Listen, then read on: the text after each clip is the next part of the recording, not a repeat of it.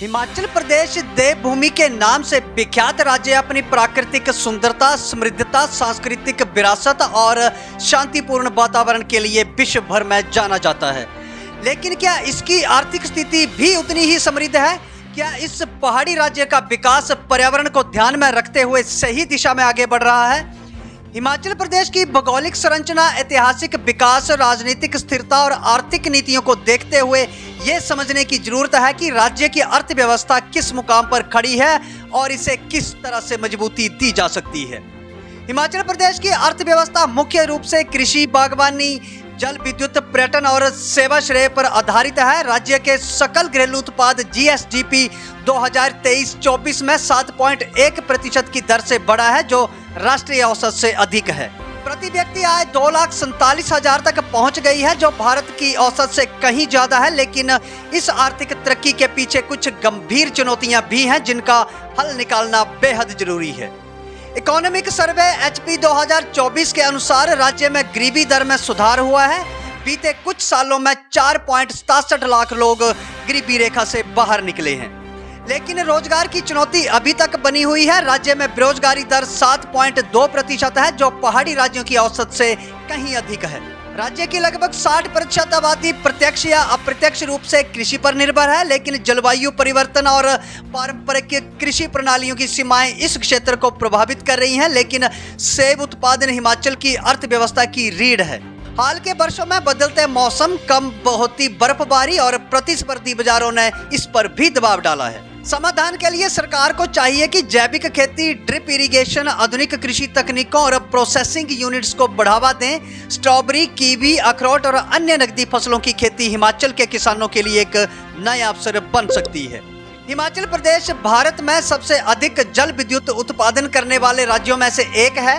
प्रदेश की जल विद्युत क्षमता 27,000 मेगावाट आंकी गई है, जिसमें से केवल 11,000 मेगावाट का दोहन किया गया है।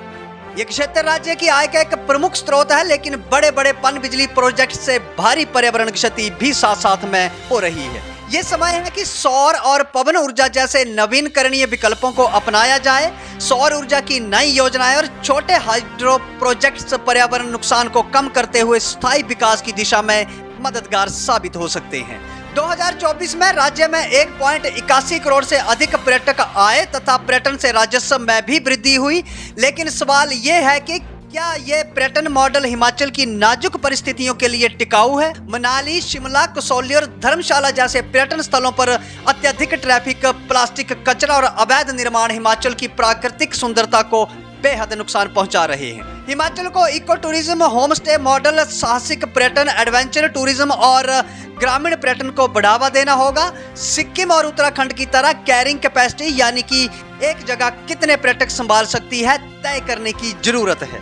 हिमाचल में औद्योगिकरण सीमित है, लेकिन बद्दी, बरोटीवाला, नालागढ़ क्षेत्र को फार्मा मैन्युफैक्चरिंग हब के रूप में विकसित किया गया है। सरकार को चाहिए कि स्वच्छ और हरित उद्योगों को प्राथमिकता दे, ताकि औद्योगिकरण और पर्यावरण संतुलन के बीच एक समन्वय बना रहे। स्टार्टअप इकोसिस्टम के लिए हिमाचल प्रदेश स्टार्टअप योजना एक अच्छी पहल है। सरकार को IT sector, agri tech, tourism tech और क्लीन एनर्जी स्टार्टअप्स को और बढ़ावा देना चाहिए, ताकि स्थानीय युवाओं को भी रोजगार मिल सके।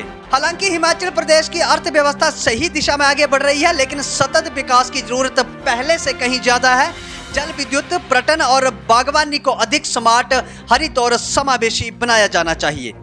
अगर सही नीतियां लागू की जाती हैं तो हिमाचल प्रदेश पर्यावरण और विकास के बीच संतुलन स्थापित करने वाला एक मॉडल राज्य बन सकता है। देश भर के पहाड़ी राज्यों के लिए ये एक आदर्श उदाहरण भी हो सकता है कि प्राकृतिक संसाधनों का दोहन किए बिना भी आर्थिक समृद्धि संभव है। मगर हिमाचल प्रदेश को ग्रीन ग्रोथ के इस रास्ते पर पूरी दृढ़ता से आगे बढ़ना होगा।